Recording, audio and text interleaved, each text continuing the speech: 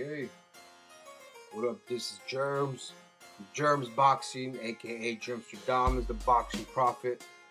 Hold on a minute. Let me just make sure the microphone is on. Where the yeah, bam, bam. Thank you, ma'am. Boom, boom. Check, check. All right, it's on. All right. What's up? I wanted to talk about. Took me a while to decide who am I gonna go for. You know, who I think who's gonna win with Gamboa and Brandon Rios. When when they first told me about this fight, hey JERMZ, do it over and over. People kept telling me over and over to do this fight. Do the fight. And I'm like, oh yeah, more like a dream match. I just didn't think that it was actually made. Then when I saw it officially on paper that it was it was scheduled, I was like, damn, that's like one of those dream fights that just comes true. And then I was like, all right, you've wanted it, now you really got to think about it. And the thing is, it took me a long time to really get it, because at first glance I'm like, oh yeah, Gamboa's gonna, you know what I mean? And then I'm like, wait a minute, no, Brandon Rios, wait a minute. You see, Gamboa is the perfect example of, I mean, I can't say he's untested. I mean, he's been rocked before, he's been dropped before, he's been wobbled, he's been hurt, and he came back and knocked the dudes out. He knocks out people he's supposed to have trouble with, you know what I mean? He knocks them out. And with Gamboa, he's been getting a little better and better and better. To me, he has one of those, rare featherweights that have one punch power in either hand. That guy is like Mike Tyson, shrunken down. I mean, he might as well have been called, Tyson de Havana. You know what I'm saying? Because he's might as well be like Mike Tyson's little mini-me. You know what I mean? That's what I think. He doesn't bob his head as much. You know what I'm saying? I'm talking about Gamboa. He doesn't bob his head much, but he's really good on his feet. Really good on his feet. And when he looks a little vulnerable sometimes. He looks a little vulnerable. Makes people want to like get at him more, which makes you bring your face forward. Brandon Rios reminds me of a modern day Arturo Gatti. Well, not really. Well, yeah, kind of, but a little more skilled. I would say not skilled, but more power than Gatti did. Rios, you see, Rios is a tough, tumbling, a rumbling Mexican. You know what I'm saying? A Chicano, Mexican American. But what Brandon Rios has is a freaking heart made out of platinum. Okay, you drop Brandon Rios, expect him to come back harder. You know, that it's just embedded in his DNA. He's gonna go in, try to put his face forward, and then I was like, okay, I can see Gamboa knocking him down, and Gamboa going for the knockout, and then Brandon Rios just strikes Gamboa back. Right? That's what I keep seeing in my head. And then I keep thinking, oh wow, Rios at the end of the day he's gonna pick it up. He's gonna overwhelm Gamboa. Gamboa's never really been tested because he's been knocking everyone out. So, well, he's been tested. This is what my boxer site said at first. Okay, so he's not tested as much as I would want him to be to fight someone like Rios. Therefore, he's gonna get overwhelmed. He's not gonna know how to handle it. That's what I thought. But then I kept breaking it down, and I kept breaking Brandon Rios fights down. Brandon Rios gets hit by sluggers a lot. He's not a boxer. He's face first, face forward. He's a toe-to-toe brawler. You know what I mean? Okay. Brandon Rios goes inside. He's the one. He goes inside. Oh, by the way, I'm doing KLITSCHKO MORMECK after this right now because it's tomorrow. Anyways, Rios needs to get hit for him to get going. You need to put him there. You need to put him in a hole for him to dig himself out. Somehow it's like his inspiration. Don't do that, baby. That's gonna hurt.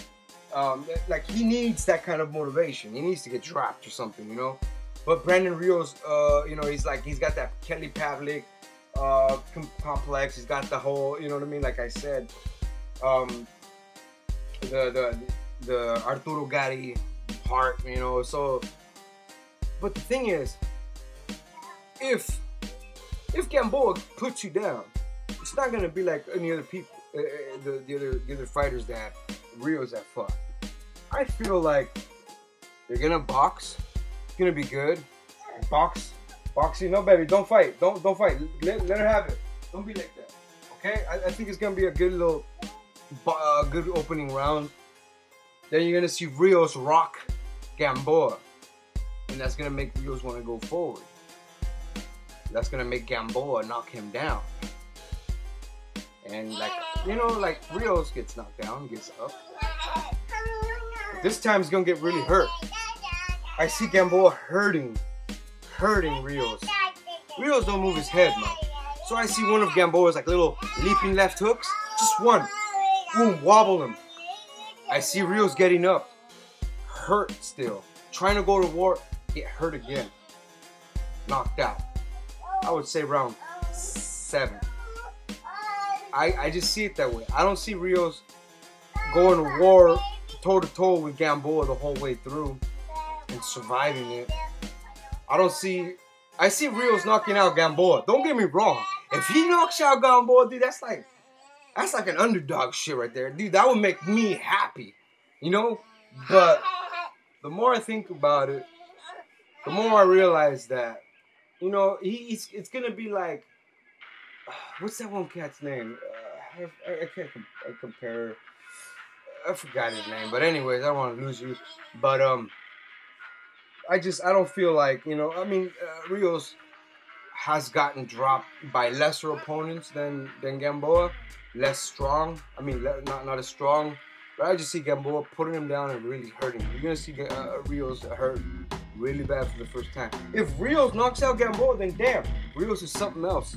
You know, he's on a league on his own. He's just something else. You know what I mean? You're gonna have to start mentioning them next to like the other great featherweight Mexicans, you know? But you see, those other great Mexican featherweights, they have one thing that Rios doesn't have, and that's boxing. The boxing ability, the real lateral movement, the footwork. Rios, I've only seen him really go forward. You know what I mean? Cutting the ring off, stalking. You know, not really walking him down, not really much outboxing him fancy style, the way you're supposed to, you know what I mean? I know you're not supposed to outbox a boxer like Gamboa. I know you're supposed to press him, but Gamboa's gonna catch him. Who's gonna catch him with a check left hook, and then he's gonna finish him. You know, because Rios is gonna be, you know, trying to go to war. Rios doesn't know how to hold. He doesn't know how to outbox his way out of pain. He just knows how to go to war. It's just that he's been catching his opponents. And Rios also his style also reminds me of Angulo. So, you know what I mean? So there's a lot of black and white, you know. As for Gamboa, it's a little more variety of weapons, you know. So it took me a while. I was gonna lean towards Rios, you know, for an upset, but the more and more I play the movie over and over in my head, I just say Gamboa. I'm gonna knock him out. 7, maybe 6. And if it goes to distance, we're going to see a fight of the year candidate. But then that means that Rios would have to have a solid chin. I just seen Gamboa knock out people with so-called granite chins. That's the thing. You know what I'm saying? I've seen it before. And Rios is going to be there. Rios is going to get hit. Okay? So that's that prediction. On to the next one. You know, I might as well just do it right now. I mean, it's tomorrow, but Vladimir Klitschko versus MORMECK. Probably one of the most garbage fights in a long time, but probably one of the most garbage fights since Vitaly versus Shannon Briggs. You know what I'm saying? Because MORMECK, Vladimir Klitschko's been fighting the top aces for over a decade. He's been fighting top 10 heavyweights. Him and his brother, have been wiping out the roster over and over again. They've been cleaning it out. And don't even mention Povetkin. Povetkin got his ass handed to him by Mark. Okay, let me real quick about Povetkin and Marco Huck. I give it a draw. You know, maybe give it to Marco Huck. But that fight right there was a good example of a natural fighter and a fighter who gets trained. You know, because at first, you know, Povetkin was looking like a little white Tyson, you know, bobbing and weaving, of course. You know, Atlas was training him. But the thing is, anybody can learn how to fight. It's like singing. Anyone can learn how to do vocals, hit certain notes. You know what I mean? But there's only certain people that are born with natural talents. Povetkin, he was trained to be a fighter. Marco Huck was born to be a fighter. Marco Huck, I just love the whole You know what I mean? The whole one-handed overhand right, dude. I'm a sucker for right hands, man. And Marco Huck, you know, like the whole time, you know, trying to pull the trigger, bam, you know, hitting Povetkin, like wobbling, doing the monkey, doing the Zab Judah, you know what I mean? And really hurting Povetkin to give the fight to Povetkin.